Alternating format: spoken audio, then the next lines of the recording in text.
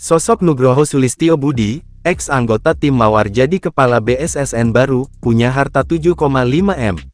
Letjen Purn TNI Nugroho Sulistyo Budi resmi menjabat sebagai Kepala Badan Siber dan Sandi Negara (BSSN), menggantikan Letjen Purn TNI Hinsa Siburian pada Rabu tanggal 19 Februari tahun 2025. Setelah itu, Presiden Prabowo Subianto mengambil sumpah dari Nugroho. Demi Allah, saya bersumpah. Demi Allah, saya bersumpah.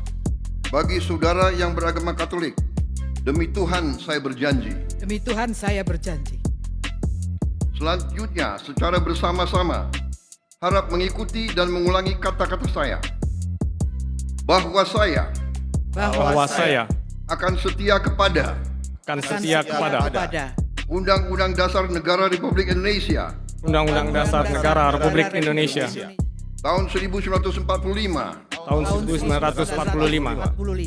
serta akan menjalankan segala peraturan perundang-undangan dengan seluruh-seluruhnya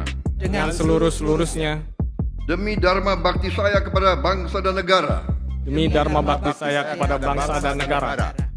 Bahwa saya dalam menjalankan tugas jabatan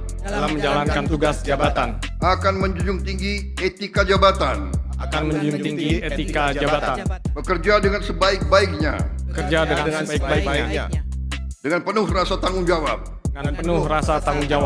Letjen Purn TNI Nugroho Sulistyo Budi merupakan pria kelahiran Januari tahun 1967 atau saat ini telah berusia 57 tahun. Dia merupakan lulusan Akademi Militer Akmil tahun 1991 dan satu angkatan dengan Panglima TNI Jenderal Agus Subianto. Letjen Purn Nugroho merupakan salah satu ex-anggota tim Mawar yang diduga menjadi dalang di balik operasi penculikan aktivis reformasi tahun 1998. Saat menjadi tim Mawar, dirinya diduga memiliki tugas untuk mengumpulkan data dan informasi terkait dengan kegiatan yang bersifat radikal. Dia sempat bertugas di Kementerian Pertahanan Kemenhan sebagai staf ahli Menhan bidang politik Kemhanri sejak tahun 2020 hingga 2024. Kemudian, dia menjabat sebagai Inspektur Utama Badan Intelijen Negara (BIN) pada tahun 2024. Terkait jabatannya kini, ada fakta menarik di mana dirinya terlebih dahulu dimutasi sebelum dilantik menjadi Kepala BSSN.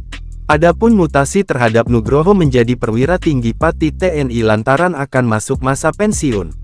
Menurut LHKPN KPK, harta kekayaan Nugroho mencapai 7,5 miliar untuk periodik 2023 yang dilaporkannya pada tanggal 26 Januari tahun 2024. Mayoritas harta miliknya berasal dari 5 unit tanah dan bangunan yang tersebar di Semarang, Kabupaten Sleman, dan Bogor senilai 6 miliar.